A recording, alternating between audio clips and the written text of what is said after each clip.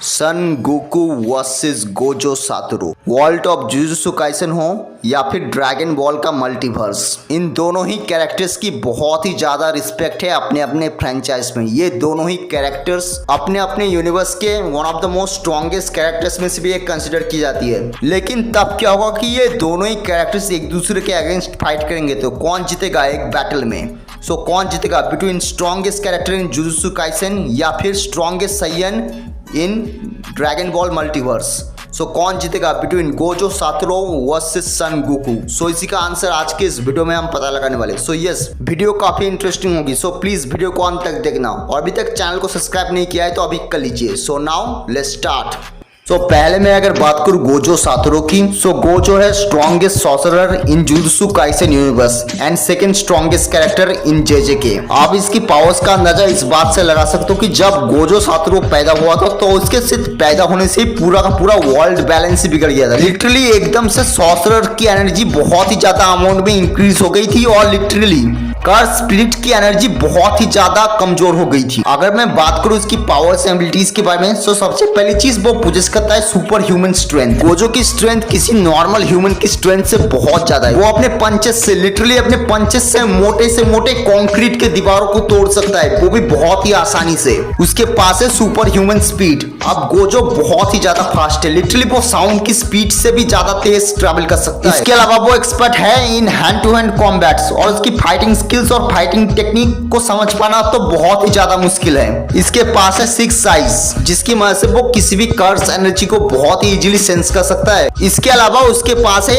Infinity. अब ये एक डिफेंसिव टेक्निक है जिसकी मदद से गोजो अपने आसपास एक शील्ड क्रिएट कर लेता है, जो कि उसके और उसके अपोनेंट के बीच की डिस्टेंस को इन्फिनाइट कर देता है।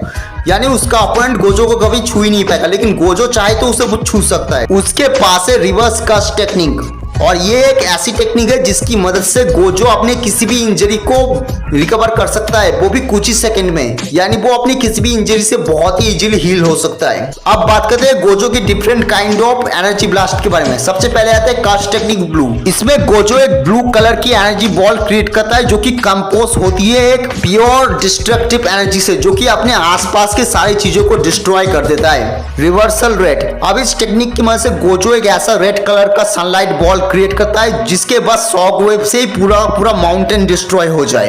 होलो पर्पल। अब इसे आप गोजो का एक ऑल आउट मूव भी कह सकते हो, क्योंकि ये गोजो तभी यूज करता है जब कोई ओपोनेंट उसकी हालत बहुत ही ज्यादा खराब कर दे। बेसिकली ये कर्स टेक्निक ब्लू और रिवर्सल रेड का कॉम्बिनेशन होता है, जो कि अपने पाथ में आने वाली किसी भी चीज को एग्जिस्टेंस से इरेज कर देता है। और हाँ, हम उसका डोमेन एक्सपेंशन कैसे भूल सकते हैं। गोजो का डोमेन एक्सपेंशन उसका अब तक का सबसे स्ट्रॉन्गेस्ट मूव माना जाता है, जिसमें गोजो अपने आसपास पूरा का पूरा एक स्पेस क्रिएट कर देता है और वहां पे उसके अपोनेंट का हिलना भी बहुत ही ज्यादा मुश्किल है। आप अगर बात करो गोकू के बारे में, गोकू जो है वो है main protagonist dragon ball franchise का, क्योंकि वो एक साइयन है जो कि एक एलियन स्पीसीज है। सो इसी वजह से उसकी जो फिजियोलॉजी है उससे वो प्रोवाइड करती है इंक्रेडिबल लेवल ऑफ स्ट्रेंथ। वो अपने नॉर्मल फॉर्म में भी किसी प्लैनेट को डिस्ट्रॉय करने की दम रखता है, लेकिन जो वो अपने मोस्ट पावरफुल फॉर्म्स में आते हैं तो वो उन अपोनेंट को भी बड़े इजीली डिफीट कर देता है, जो कि किसी यूनिवर्स को इजीली डिस्ट्रॉय कर दे।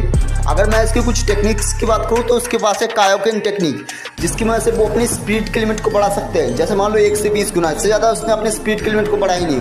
उसके पास इंस्टेंट ट्रांसफॉर्मेशन भी है, यानी वो कहीं पे भी टेलीपोर्ट हो सकता है सीधा अपने माइंड के जरिए।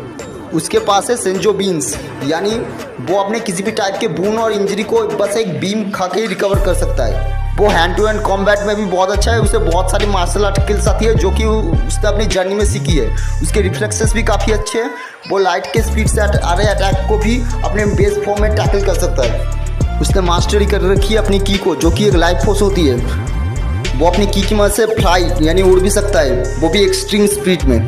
वो इतनी एक्सट्रीम स्पीड में उड़ सकता है कि ऐसा लगता है कि वो इनविजिबल हो गया है। वो किसी भी तरह की एनर्जी को इजीली मैनिपुलेट कर सकता है। गोकू के पास डिफरेंट काइंड ऑफ ब्लास्ट है, जैसे डिस्ट्रक्टिव डिस्क। इसमें गोकू अपनी की से एक रेजर शार्प डिस्क को प्रोड्यूस करता है, जो कि किसी भी प्लैनेट को चीर कर रख दे।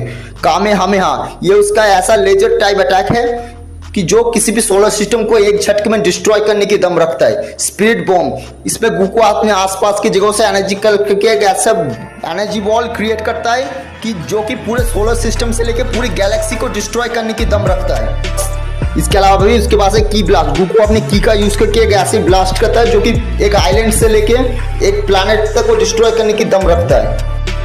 अब बात कर लेते हैं गोकू की डिफरेंट टाइप ऑफ साइंस की। सबसे पहले आते हैं सुपर साइयन 1। इस फॉर्म में गोकू अपने नॉर्मल फॉर्म से 50 टाइम मोर पावरफुल बन जाता है। इस फॉर्म में गोकू किसी भी प्लैनेट को या फिर मल्टीपल प्लैनेट्स को इजीली डिस्ट्रॉय कर सकता है। सुपर साइयन 2, इस फॉर्म में गोकू एक सोलर सिस्टम को डिस्ट्रॉय करने की दम रखता है। इस फॉर्म में गोकू अपने नॉर्मल फॉर्म से 100 टाइम मोर पावरफुल बन जाता है। सुपर साइयन 3, इस फॉर्म में गोकू अपने नॉर्मल फॉर्म से 400 टाइम मोर पावरफुल बनता है। इस फॉर्म में गोकू बड़े इजीली गैलेक्सीज को डिस्ट्रॉय कर सकता है। सुपर साइयन गॉड, इस फॉर्म में गोकू के बाल पूरे रेड कलर के हो जाते हैं। इस फॉर्म की पावर अभी भी अननोन है, लेकिन इतना जरूर पता है कि इस फॉर्म में गोकू पूरे यूनिवर्स को डिस्ट्रॉय कर सकता है। सुपर साइयन ब्लू, इस फॉर्म में गोकू की स्ट्रेंथ तो एक ही रहती है, लेकिन उसकी स्पीड 10 टाइम मोर फास्ट होती है। और फाइनली आता है मास्टर अल्ट्रा इंस्टिंक्ट।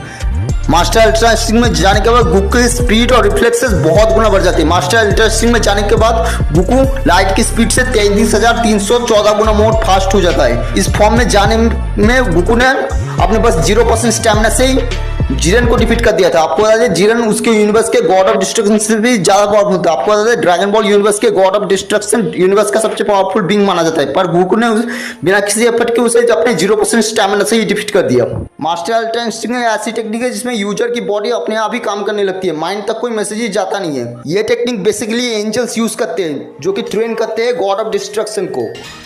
अब अगर मैं बात करूं गोकू वर्सेस गोजो के बारे में, सो वैसे तो गोजो सातोरू बहुत ज्यादा स्ट्रांग है। वो अपने एक एनर्जी ब्लास्ट से पूरे के पूरे कॉन्टिनेंट को डिस्ट्रॉय कर सकता है, लेकिन वो गोकू को हरा दे ये पूरी तरीके से एक मजाक है, क्योंकि गोकू अपने बेस फॉर्म में ही एक पूरे के पूरे मून को बहुत ही इजीली डिस्ट्रॉय कर सकता है। और ये सिर्फ बेस फॉर्म की बात है। सुपर साइयन में तो वो प्लैनेट्स को वो अपने पंचेस से डिस्ट्रॉय करने की ताकत होल्ड करता है, सिर्फ अपने पंचेस से प्लैनेट को डिस्ट्रॉय करने की ताकत। और ये तो कुछ भी नहीं, अल्ट्रा इंस्टिंक्ट में जाने के बाद तो गोकू की स्ट्रेंथ, स्पीड और एबिलिटी बहुत ही ज्यादा इंक्रीज हो जाती है। वो बस अपने पावर अप होने से ही पूरे के पूरे गैलेक्सीज को क्रिएट कर देता है, बस अपने पावर अप होने से। और गोकू की स्ट्रेंथ की तो बात ही मत करो, सुपर साइयन गॉड में ही वो यूनिवर्स को डिस्ट्रॉय करने वाला था। सो वो मास्टर अल्ट्रा इंस्टिंक्ट में कितना ज्यादा स्ट्रांग होगा फिजिकली, वो तो आप समझ सकते हो। खैर उतना दूर जाने की तो अभी जरूरत ही नहीं है, गोकू अपने सुपर साइयन फॉर्म में ही डिफीट कर देगा गोजो सातोरू को। सो इन माई ओपिनियन गोकू यहाँ डिफीट कर देगा गोजो को अपने सुपर साइयन फॉर्म में।